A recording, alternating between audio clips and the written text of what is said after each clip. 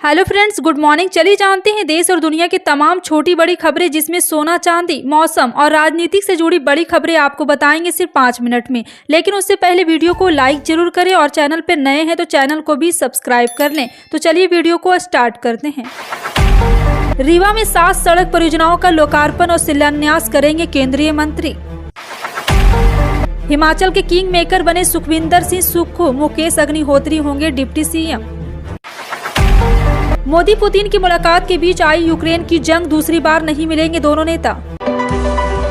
आप किस राज शहर से न्यूज को देख रहे हैं, कमेंट में जरूर लिखिए।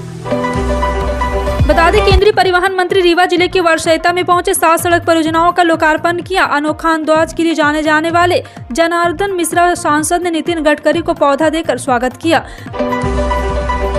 द्रौपदी मुर्मू ने शनिवार को कहा है कि जलवायु परिवर्तन दरवाजे पर दस्तक दे रहा है और गरीब देशों के लोग पर्यावरण के क्षरण के लिए भारी कीमत चुकाने जा रहे हैं। उन्होंने कहा है कि समाज को अब न्याय के पर्यावरणीय आयाम पर भी विचार करना चाहिए। मानवाधिकार दिवस के मौके पर चेन्नई के मामल्लपुरम तट से टकराने के बाद चक्रवाती तूफान मैंड्रूस ने तबाही मचा दी है। मामल्लपुरम तट से गुजरने के बाद चक्रवाती तूफान ने शहर और आसपास के इलाकों को प्रभावित किया और यहां तक कि 400 से ज्यादा पेड़ जड़ से उखड़ गए।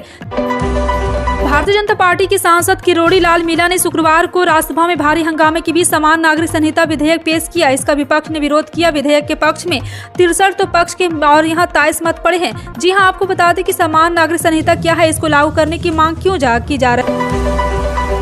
उत्तर प्रदेश के मुख्यमंत्री योगी का गुजरात में जादू चला है। योगी ने गुजरात विधानसभा चुनाव में 25 सीटों पर जनसभा और रोड शो किया था। इनमें से 12 सीटों पर विपक्षी दलों का कब्जा था, लेकिन योगी आदित्यनाथ ने वहां के मतदाताओं से साथ मांगा तो गुजरात में सीएम योगी आदित्यनाथ की बातों को मानकर हिमाचल प्रदेश विधानसभा पिछली विधानसभा के मुकाबले ज्यादा धनी होगी, क्योंकि करोड़पति विधायक की संख्या में बढ़ोतरी हुई। हालांकि अहम तथ्य यह भी है कि नई विधानसभा में दागियों की संख्या में भी वृद्धि है। जीते उम्मीदवार में कांग्रेस के प्रदेश अध्यक्ष प्रतिभा सिंह के बेटे विक्रमादित्य सिंह भी सबसे ज्यादा 11 मामले दर्ज है। साथ ही भाजपा के गुजरात विधानसभा चुनाव में प्रचंड जीत के बाद अब बीजेपी के अंदर नई सरकार के गठन की कवायद तेज हो गई। इस सिलसिले में विधायक दल की बैठक बुलाई गई, जिसमें भूपेंद्र पटेल को विधायक दल का नेता चुन लिया गया है। वो सोमवार यानी कि 12 दिसंबर को मुख्यमंत्री पद की शपथ लेंगे।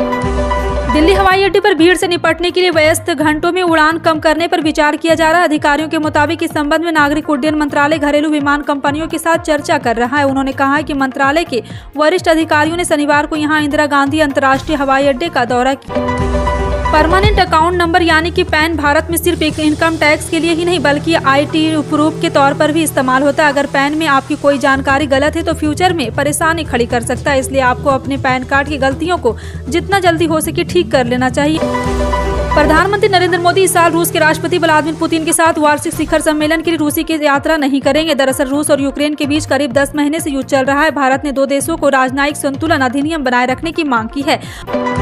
दिल्ली एनसीआर से सटे यमुना एक्सप्रेस पर आज यमुना प्राधिकरण ने बड़ी कार्रवाई की। यहाँ विभाग ने एक्शन लेते हुए 1,56,034 वर्ग किलोमीटर की अवैध रूप से कब्जे वाली जमीन खाली करवाई है। वहीं कब्जा हुई इस जमीन कीमती करीब 230 करोड़ रुपए बताए जा रहे।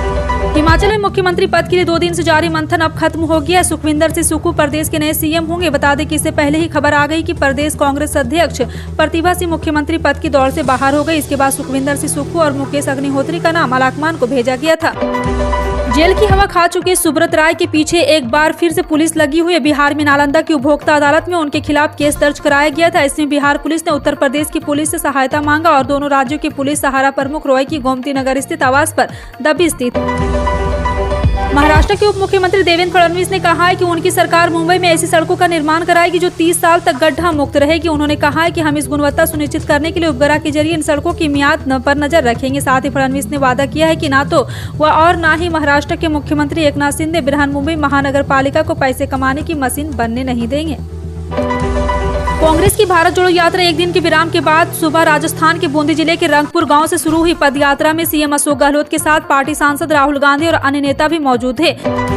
बिहार में नगर निकाय चुनाव को लेकर शुरू सियासत रुकने का नाम नहीं ले रही। इसी को लेकर पक्ष और विपक्ष के बीच आरोप प्रत्यारोप जारी। इस बीच शनिवार को जेडीयू के अध्यक्ष ललन सिंह ने बीजेपी को आड़े हाथ लेते हुए कहा है कि चुनाव रोकने को बीजेपी की साजिश असफल हो गई है।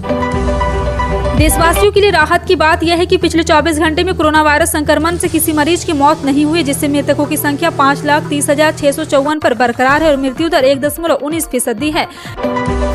नगर निगम चुनाव का परिणाम आने के बाद कांग्रेस की नवनिर्वाचित पार्षद सबीला बेगम और नाजिया खातून शुक्रवार को आम आदमी पार्टी में शामिल हो गई। इसके अलावा दिल्ली प्रदेश कांग्रेस के उपाध्यक्ष अली मेहंदी के साथ बहुत से कांग्रेसी कार्यकर्ता ने आम आदमी पार्टी का दामन थामा था, लेकिन आज अली मेहंदी के साथ दोनों पार्षदों ने वापस कांग्रेस में वापसी कर ली है।